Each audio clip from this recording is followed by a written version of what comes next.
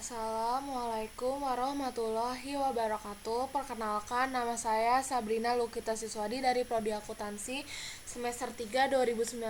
Di sini saya akan membahas tentang ujian NOVA.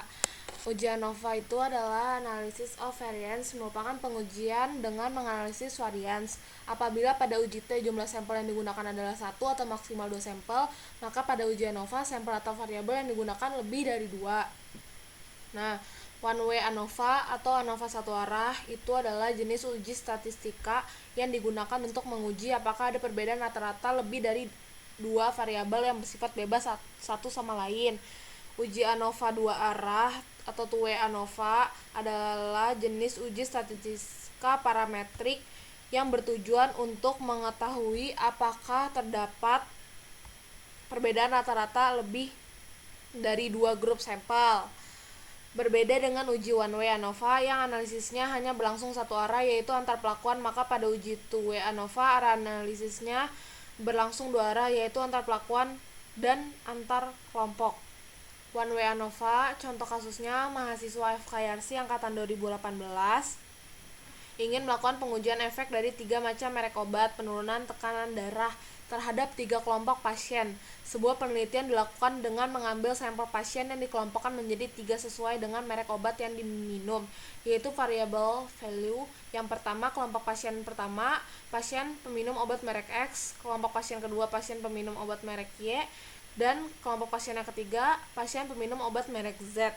Hipotesis dan kriterianya: H0 rata-rata tekanan darah orang peminum obat X, obat Y, dan obat Z adalah sama. Sedangkan HA rata-rata tekanan darah orang peminum obat X, obat Y, dan obat Z adalah tidak sama atau ada perbedaan.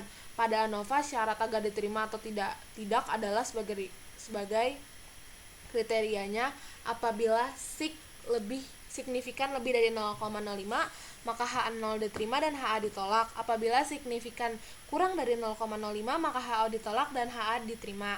Di sini kita masukin datanya dulu. Kita klik Excel. Lalu kita masukin data uji ANOVA satu arah atau one way ANOVA.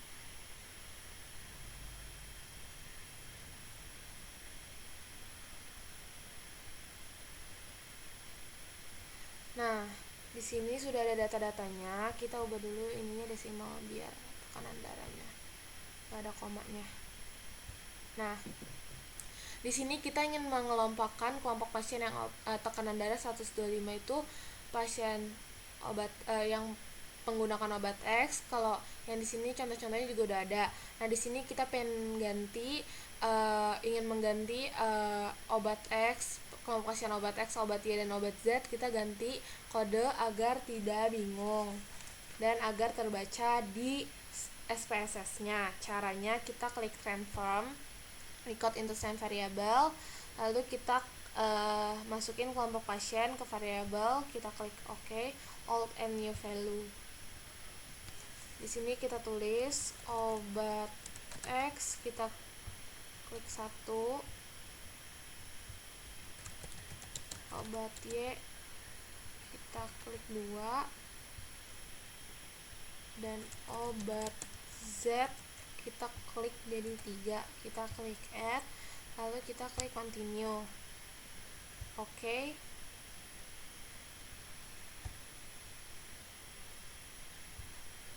Nah, di sini udah terganti secara otomatis. Makanya di sini kita yang di kelompok pasien type kita ubah jadi numerik. Lalu kita ganti value-nya di kelompok pasien, kita ganti juga value-nya obat X.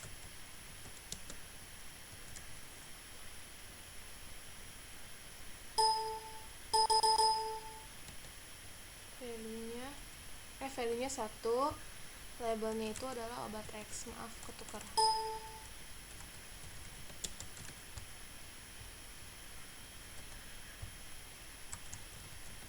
Obat Y yang kedua, dan yang ketiga itu adalah obat Z. Kita nggak boleh salah tulis ya. Lalu kita klik OK. Di sini kita bisa memulai pengujiannya. Cara memulainya kita klik Analyze, Compare Means, lalu kita klik One Way ANOVA. kita masukin tekanan darah ke dependent list dan kelompok pasien kita masukin ke dalam vektor. Lalu kita klik options. Kita kan ingin melakukan pengujian statistik deskriptif, lalu kita checklistin sama homogeneity of variance test. Kita klik continue. Kita juga ingin melakukan pengujian post hoc juga yang di checklistin Bonferroni dan 2K. Di sini significance levelnya tetap 0,05. Kita klik continue, lalu kita klik OK. Di sini semua outputnya udah keluar ya. Nah, output yang pertama deskriptif. Di sini totalnya ada 21 pasien dari 3 obat. Masing-masing itu ada 7 orang. Untuk pasien peminum obat X yang ini N-nya 7 orang, MEN-nya 125, rata-rata tekanan darahnya 125, tekanan darah paling rendahnya 110 dan tekanan darah paling tingginya 140. Nih untuk yang obat Y ada 7 orang juga, untuk rata-rata tekanan darahnya 125, untuk tekanan darah paling rendah 105 dan tekanan darah paling tinggi 140. Untuk yang obat Z ada 7 orang juga, rata-ratanya berbeda dengan pasien peminum obat X dan pasien peminum obat Y. 152,14, tekanan darah paling rendahnya 130 dan tekanan darah paling maksimumnya 175. Nah, di sini udah totalannya. Nah, di sini itu adalah interpretasi dari tabel deskriptif. Lalu ada interpretasi dari test of homogeneity of variance.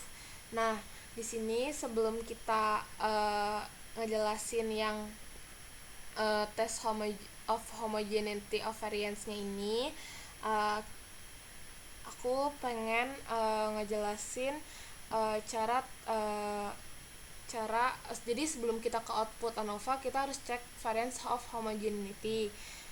Nah, di sini kita udah ketahuannya based on mean-nya 0,352, degree of freedom yang pertamanya 2 dan degree of freedom yang keduanya 18, lalu nilai signifikannya 0,708 yang artinya signifikan lebih dari 0,05, berarti kalau nilai signifikan lebih dari 0,5 maka variance-nya sama, variance tekanan darahnya itu sama. Jadi data ini sudah memenuhi syarat untuk pengujian one way ANOVA. Lalu selanjutnya kita ke tabel one way ANOVA. Nih, cara ke tabel one way ANOVA itu di sini ada tulisannya F hitungnya 10,05, degree of freedom-nya 2. Ini yang between groups-nya degree of freedom-nya 2 dan sedangkan yang within groups-nya itu degree of freedom-nya 18. Ya kan? Nah, di sini itu nilai signifikannya itu 0,0,1 yang artinya kurang dari 0,05 maka HO ditolak dan HA diterima. Jadi kesimpulannya itu HA sama dengan rata-rata tekanan darah orang peminum obat X, obat Y, dan obat Z itu tidak sama atau memiliki perbedaan. Berarti ketiga jenis obat masing-masing memberikan efek tekanan darah pasien yang berbeda. Nah, di sini ada F hitungnya 10,0,05 sama seperti T hitung. Di sini saya ingin ngejelasin bagaimana cara untuk menghitungnya. Kalau di sini kan caranya kayak gini. Nah, di sini kayak yang pelajaran kemarin kan T hitung. Nah, di sini tuh F hitung juga ada tabelnya. Jadi kita lihat tabelnya. Tadi kan between groups-nya itu 2. Within groups-nya itu degree of freedom-nya 18. Ya kan? F hitungnya 10,05. Nah, di sini saya ingin menjelaskan uji F table dan F hitung itu maksudnya apa sih? Jadi selain membandingkan antara nilai signifikasi dengan probabilitas 0,5, ada cara lain yang dapat dilakukan untuk pengujian hipotesis, yaitu dengan membandingkan antara nilai F hitung dengan nilai F table. Pedoman dan pengambilan keputusannya adalah sebagai berikut. Jika nilai F hitung lebih kecil dari F table, maka HO diterima dan HA ditolak. Sebaliknya, jika nilai F hitung lebih besar dari F table, maka HO ditolak dan HA diterima. Nih rumus F table-nya itu degree of freedom pembilang N1 dan dibagi degree of freedom penyebut dibagi N2. Jadi degree of freedom pembilang itu termasuk N1 dan degree of freedom penyebut itu termasuk N2. Jadi N1 itu dibagi sama N2. N1-nya itu kan udah ketemu di between groupsnya, degree of freedom-nya 2 dan within groupsnya 18. F hitungnya 10,05. Nah, sekarang cara lihat dari tabelnya gimana? Kita cari yang degree of freedom yang N1-nya, yang kolom kedua. Nah, tadi kan degree of freedom yang keduanya itu 18. Jadi kita udah nemu nih 3,55 ini 3,55. Nah, udah tahu kan caranya gimana. Nah, berarti kesimpulannya itu adalah F hitung lebih besar dari tabel. Berarti hipotesis yang diambil adalah HA, pasien peminum obat X, peminum obat Y, dan peminum obat Z itu jelas-jelas berbeda. Nah, sekarang kita akan melakukan pengujian post hoc test. Nah, post hoc test ini tuh ada dua, ada 2K-HSD sama Bonferroni.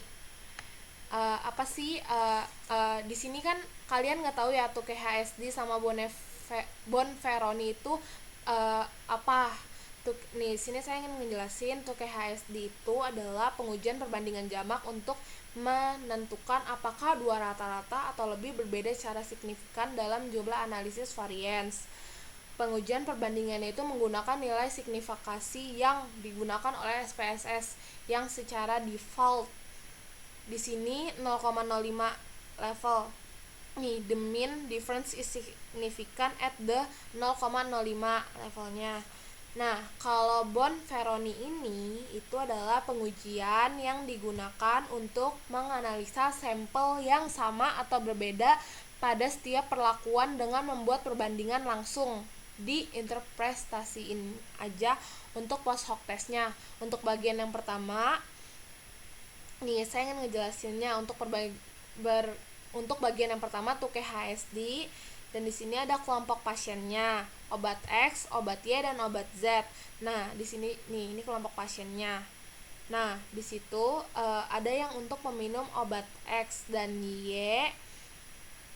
Di sini mean difference-nya sama, nilai signifikannya itu 1000 dan ada yang 0,03. Di sini kan di sini menunjukkan perbedaan yang signifikan kan dari satu ini ke 0,03. Nah, makanya ada tanda bintangnya. Ya. Nah, cara interpretasinya gimana sih? Jadi itu ada perbedaan antara pasien peminum obat X dan peminum obat Y dengan nilai mean difference-nya. Mean difference-nya kan 0,00 nih. Dengan signifikasinya 1000 yang berarti lebih dari 0,5, maka perbedaan rata-rata tekanan darah pasien tidak signifikan. Selanjutnya, nih yang kedua, itu ada pasien obat X dan obat Z, ya kan? Sebesar mean difference-nya min 27,143 dengan nilai signifikannya 0,03, yang berarti adanya perbedaan tekanan darah secara signifikan. Yang terakhir, adanya perbedaan tekanan darah peminum obat X dan Y dengan nilai mean difference-nya yaitu sebesar 27.143, secara signifikannya 0,03, yang berarti lebih kecil dari 0,05, maka rata-rata tekanan darah pasien tersebut signifikan. Contohnya Beveroni juga nih, yang kelompok pasien obat X dan kelompok pasiennya obat Y dan Z. Signifikannya itu kan 0,03. Nah, lebih kecil dari probabilitasnya kan 0,5, maka rata-rata tekanan darah pasien itu signifikan. Udah sih segitu aja. Ini tuh termasuk yang post hoc test. Nah, di sini untuk output yang terakhir itu ada homogeneous subsets. Maksudnya apa sih? Kenapa adanya 2K-HSD doang? Nih, 2K-HSD itu termasuknya di dalam pada kolom subset for alpha sama dengan 0,05. Kolom yang pertama itu terdapat kelompok pasien peminum obat X dan kelompok pasien peminum obat Y. Rata-ratanya itu sama 125, jadi tidak ada perbedaan signifikan. Sedangkan subset for alpha kolom yang kedua itu terdapat pasien peminum obat Z dengan rata-rata 152,14. Tekanan darahnya itu 152,14. Sudah jelas banget disimpulkan tekanan pasien peminum obat Z memiliki perbedaan dengan pasien peminum obat X dan peminum obat Y. Kenapa sih kok beda? Kenapa sih ada perbedaan? Karena ya obat X dan pasien peminum obat X dan pasien peminum obat Y-nya ini rata-rata 125, sedangkan pasien peminum obat Z-nya itu 152,14. Ya udah jelas-jelas beda dong. Nah, udah sih gini aja. Nah, di sini tuh untuk output yang Turkey, HSD dan Boveren itu di sini gini aja. Udah sih udah nggak ada penjelasan yang lain. Hanya Turkey HSD aja. Nah, sekian dari saya untuk penjelasan uji ANOVA-nya. Mohon maaf apabila ada kesalahan kata. Mohon dimaklumi. Terima kasih.